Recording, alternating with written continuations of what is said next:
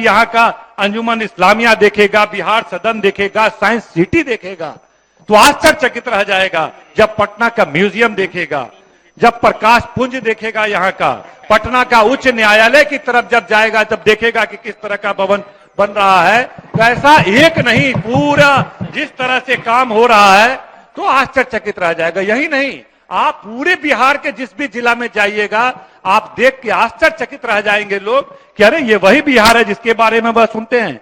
आप गया चले जाएंगे तो गया में 150 करोड़ की लागत से जिस तरह से वहां बन रहा है महाबोधि सांस्कृतिक केंद्र, मुंगेर में बन रहा है, मुंगेर में जिस तरह से वानिकी महाविद्यालय 115 करोड़ की लागत से बन रहा है, पटना सिटी में बन रहा है माल सलामी सामुदायिक भवन, दरभंगा संजय सरावगी जी बैठे हुए दरभंगा में जिस तरह सुंदर तारा मंडल और विशाल जो संग्रहालय बन रहा है, उसके लिए आप देखेंगे जो बन गया, कंप्लीट हो गया, उसके लिए हम धन्यवाद देते हैं माननीय मुख्यमंत्री जी को, माननीय भवन निर्माण मंत्री जी को कि जिस शहर में जाते हैं, जिस जिला में जाते हैं तो भवन निर्माण का सुंदर सुंदर मजबूत इमारत देखने को मिलता है।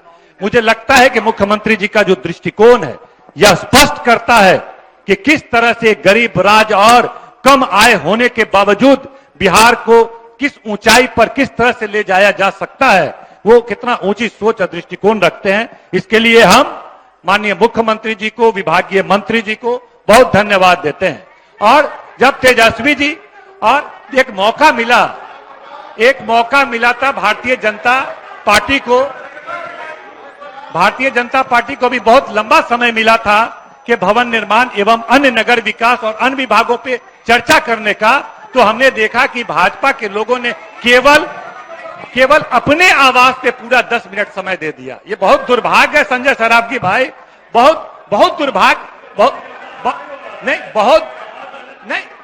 नहीं मैं भाजपा की बात कर रहे हैं।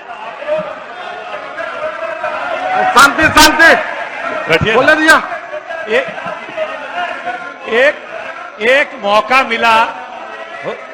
मौका मिला और जिसमें उस अवसर का उपयोग किया जा सकता था, केवल 10 मिनट। शांति। उसी तरह उपाध्यक्ष महोदय, आप पूरे बिहार में घूमिएगा, लगभग आधे बिहार में 2000 करोड़ की लागत से जिस तरह से तमाम जिलों में इंजीनियरिंग कॉलेज का निर्माण हुआ है, आधा बिहार हो गया, आधे बिहार प्रक्रिया में है और आने वाले कुछ दिनों में देखने को मिलेगा। यह कल्पना नहीं किया जा सकता कि बिहार जैसे गरीब राज्य के प्रत्येक जिला में सरकारी इंजीनियरिंग कॉलेज का सुंदर विशाल भवन देखने को मिलेगा। और हमने देखा समस्तीपुर में भी बना, इसके लिए हम धन्यवाद देते हैं माननीय मुख्यमंत्री जी और विभागीय मंत्री जी अशोक जी गए थे, हम लोग भी थे वहां पर। बहुत सुंदर भवन वहां पे बना है और बिहार के अनेक जिलों में बना है। उसी तरह पॉलिटेक्निक कॉलेज लगभग 500 करोड़ की लागत से 12 जगह बन के निर्माण हो गया है और जगह पे प्रक्रियाधीन और जगह पर निर्माण कार्य चल रहा है। यह कल्पना नहीं किया जा सकता है। 325 करोड़ की लागत से ITI, वो पॉलिटेक्निक भी मेरे यहां बना, इंजीनियरिंग भी मेरे यहां बना, मेडिकल भवन का भी बना है और ITI का जो सुंदर भवन बना है, मुझे लगता है जाकर के मंत्री जी नहीं गए, समस्तीपुर आइएगा, देखिए बहुत सुंदर बनाया है आपने। बहुत बहुत धन्यवाद। माननीय मुख्यमंत्री जी को भी बहुत धन्यवाद। विशाल भवन बना है, 100 करोड़ की लागत से ITI भी वहां पर महिलाओं के लिए अलग से बन रहा है और 15 अलग ITI लड़कों के लिए बन रहा है। उसी तरह जो विजन इनका है, बिहार पशु विज्ञान महाविद्यालय, लगभग 1000 करोड़ 900 करोड़ की लागत से ये जो विश्वविद्यालय बनाया जा रहा है भवन निर्माण के विभाग के माध्यम से, उसके लिए हम धन्यवाद देते हैं। उससे ज्यादा हम माननीय मुख्यमंत्री जी को, उप मुख्यमंत्री जी को धन्यवाद इस बात का देते हैं कि अंतर्राष्ट्रीय स्तर का स्टेडियम का निर्माण जो बनाने का संकल्प ही नहीं लिया बल्कि उस काम को प्रारंभ कर दिया है राजगीर में, वो खेल एकेडमी सह होगा अंतर्राष्ट्रीय मानक का क्रिकेट स्टेडियम। 740 करोड़ रुपया लगेगा और हम लोग का सपना है कि कब हम अंतर्राष्ट्रीय क्रिकेट मैच हमारे बिहार में होगा और हम उसको देखेंगे। मुझे लगता है कि मंत्री जी जवाब देंगे कि अगले साल से देखेंगे कि इसी 2023 से देखेंगे, एक शानदार अंतर्राष्ट्रीय टूर्नामेंट का आयोजन किया जाए और बुलाया जाए भारतीय टीम और किसी विश्व के किसी बड़े टीम का मुकाबला कराया जाए और बहुत खुशी होगी। हम लोग का सपना बचपन से रहा है कि भाई बिहार में भी लोग आए, यहां पर भी टूर्नामेंट का आयोजन हो। 740 करोड़ की APJ Abdul Kalam science city के बारे में जो बनाया जा रहा है, लगभग 640 करोड़ का विशाल बनाया जा रहा है, इसके लिए भी धन्यवाद देते हैं। 1000 करोड़ की लागत से अभी हम गर्दनी बाग में हम लोग को भी आवास मिला। अभी शाहनवाज हुसैन मिले तो भाजपा के एमएलसी हैं, उन्होंने कहा कि 2 दिन पहले हम तारकिशोर बाबू को भी उसी में मिला है गर्दनी बाग में, हम देखने के लिए उनसे मिलने के लिए गए थे। क्या सुंदर भवन बना है, मेरा दिल करता है कि ये बंगला छोड़ करके हम उसी में चले जाएं। तो हम बोले कहाँ गए थे सर? कहीं तारकिशोर जी से मिलने के लिए गए हुए थे। बहुत अच्छा है, बहुत अच्छा है। तो इस तरह भवन बन रहा है और वो लगभग 1000 करोड़ की लागत से पूरे बिहार के जितने भी बड़े अधिकारी हैं, छोटे अधिकारी हैं, कर्मचारी हैं, चतुर्थवर्गीय कर्मचारी हैं, तमाम को रहने की व्यवस्था बहुत सुंदर ढंग से, ये कल्पना कोई दूरदृष्टि वाला नेता ही कर सकता है उपाध्यक्ष महोदय, और वो दूरदृष्टि वाला और अनुभव वाला ही नेता इस तरह का काम कर सकता है कि चतुर्थ वर्गीय कर्मचारी को पटना में दिक्कत न हो, जो क्लास 3 के हैं उसको दिक्कत न हो, हमारे जो क्लास 1 के अफसर है उनको दिक्कत न हो। 1000 करोड़ की लागत, सुंदर निर्माण हो रहा है, अधिकांश निर्माण हो गया है, बस मुझे लगता है 2-4 महीने में पूर्ण हो जाएगा। मैं पुनः धन्यवाद देता हूं माननीय मुख्यमंत्री जी को, विभागीय मंत्री जी को। और हम आज नगर विकास भी है, और नगर विकास के बारे में मैं जरूर यह बात बोलना चाहूंगा कि नगरों की आबादी लगभग 16% बिहार में बताई जाती है, लेकिन नगर से संबंध केवल 16% लोगों का नहीं है, 2 करोड़ लोगों का नहीं है, बल्कि जैसे पटना है तो प्रत्येक दिन पटना में लगभग 50 लाख से 1 करोड़ लोग आते होंगे, बिजनेस, व्यापार, काम धंधा या जिस भी से संबंधित मामला हो। उसी तरह कोई ऐसा शहर नहीं है जहां पर 25-50 लाख लोग पर डे नहीं आते हैं। इसलिए कहा जा सकता है नगर विकास विभाग केवल 16% नहीं बल्कि पूरे बिहार के लोग उससे लाभान्वित होते हैं। तमाम तरह की जो सुविधाएं जो दी जाती है उससे, चाहे साफ सफाई का मामला हो, पार्क का मामला हो, चाहे ट्रैफिक का मामला हो, जितनी भी लाइट का मामला हो। इसीलिए ये बहुत बड़ा डिपार्टमेंट है, बहुत बड़ी जिम्मेदारी है कि पूरे बिहार के लोग नगरों में जाते हैं, तमाम तरह की परेशानी और जो सुविधाएं उसको उठाते हैं, काम करते हैं। और इस महत्वपूर्ण जिम्मेदारी को हमारे नेता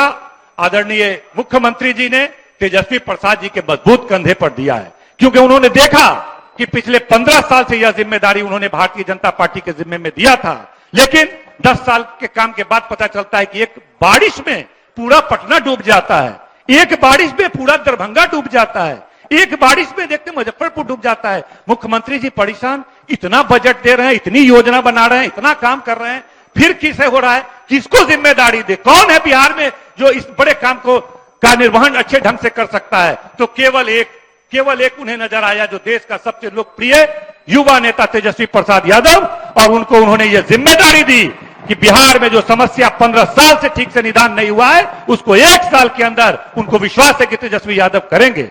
और हम लोगों को भी विश्वास है। हम उदाहरण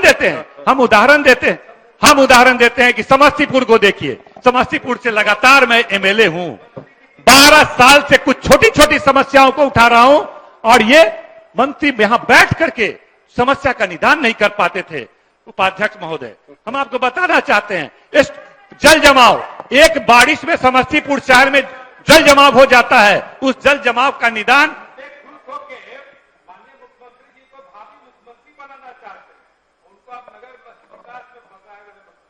इसमें कोई जल्दी नहीं है ना। तेजस्वी जी को कोई रोक सकता है मुख्यमंत्री बनने से? कोई ताकत नहीं रोक सकती है, तो वो बनेंगे। और उन्होंने खुद से हाउस में कहा है, कोई जल्दी, कोई हड़बड़ाहट नहीं है। पहली हमारी लड़ाई है कि देश में जो लोग बैठे हुए हैं पहले उनको वहां से हटाया जाए, भगाया जाए, उसके बाद हम निर्णय करेंगे। और शहर में उपाध्यक्ष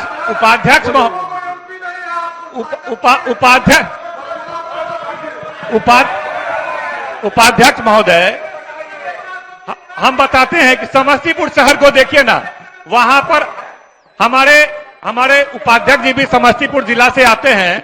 आपने देखा कि पिछले साल 2 साल पहले बारिश हुई, पूरे शहर में घुटने भर से ज्यादा कमर भर में पानी चला गया। स्टॉर्म वाटर का प्लान पिछले 4 साल से लगातार हम लोग भिजवा रहे हैं, नगर परिषद से, नगर निगम से, डीएम से खुद दे रहे हैं। कहां सोए रहते हैं ये लोग? पानी में जनता डूब रहा है पूरे शहर का। 4 बार प्रस्ताव भेजा, ये नहीं किए। अब देखिए सरकार बदली है, आने वाले 3 से 4 महीने के अंदर समस्तीपुर का जो स्टॉर्म वाटर का योजना आया है या पूरे बिहार से, उसका निदान होगा। हम आग्रह करेंगे आसन से कि विभाग के लोग इसको ध्यान रखें। कई बार प्रस्ताव आया है लेकिन नहीं हो पा रहा था, इसको किया जाए। समस्तीपुर में पार्क नहीं है, जिसका मामला कई बार हम हाउस में उठाए। समस्तीपुर के जितवारपुर में हाउसिंग बोर्ड का सरजमीन है, आप भी जानते हैं। वहां पे एक सुंदर पार्क बनाया जाए। सम्राट अशोक भवन हर जगह बन रहा है, जमीन उपलब्ध करा दिया, 4 बार दे दिया यहां चिट्ठी। पता नहीं विभाग के पदाधिकारी किस लेवल पे काम करते हैं और इनके मंत्री उसको मॉनिटरिंग नहीं करते हैं। मुझे अब विश्वास है कि तमाम लोग चेंज हुए हैं और अब समस्तीपुर में सम्राट अशोक भवन हो, पार्क हो या वाटर सिस्टम हो, वो समझ होगा, उस पे काम होगा। और बस स्टैंड की भी तो इस सब पे काम होगा। बस स्टैंड भी समस्तीपुर में बनेगा। एक बात मैं नगर विकास पे कहूंगा कि नगर विकास में सर जो एक केंद्र की योजना है सॉलिड वेस्ट मैनेजमेंट, एक महत्वपूर्ण योजना है, पूरे देश में चलता है ताकि जो प्रदूषण है, प्रदूषण से मुक्त किया जा सके।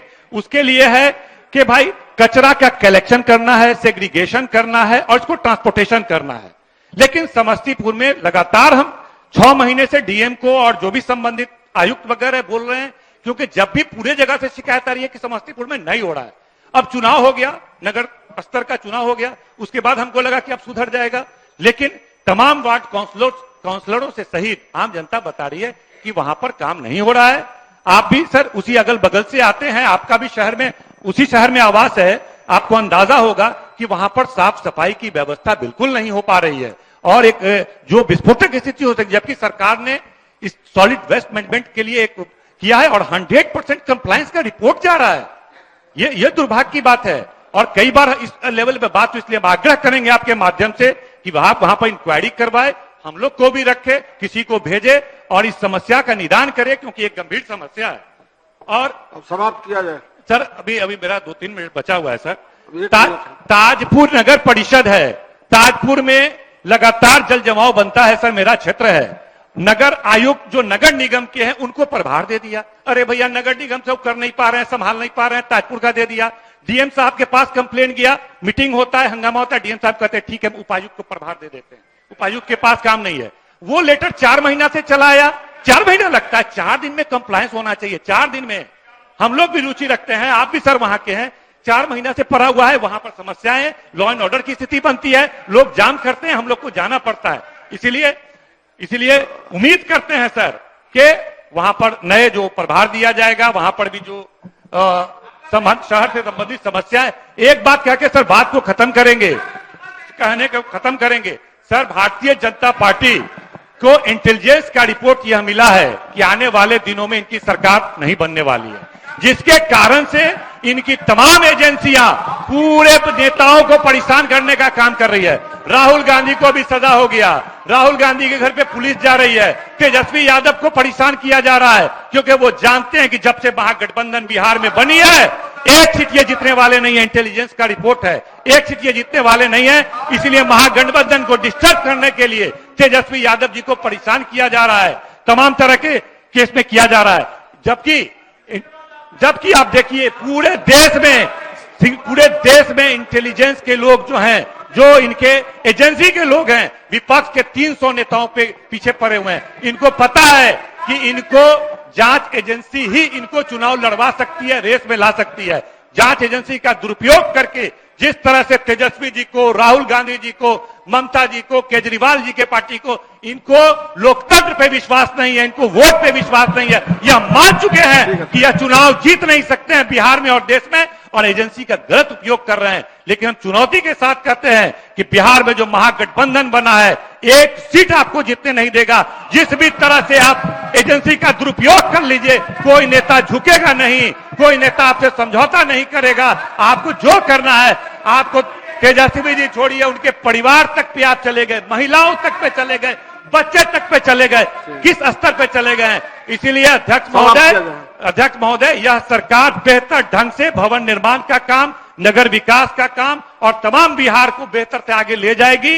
देश में एक अच्छी सरकार बनाएगी, विशेष पैकेज लाएगी, विशेष मुआवजा दिया जाएगा, विशेष राशि दिया जाएगा, विशेष दर्जा दिया जाएगा और बिहार को देश के सबसे विकसित राज्य बनाने का काम किया जाएगा। बहुत बहुत धन्यवाद। माननीय सदस्य श्री संजय कुमार तिवारी उर्फ मुन्ना तिवारी।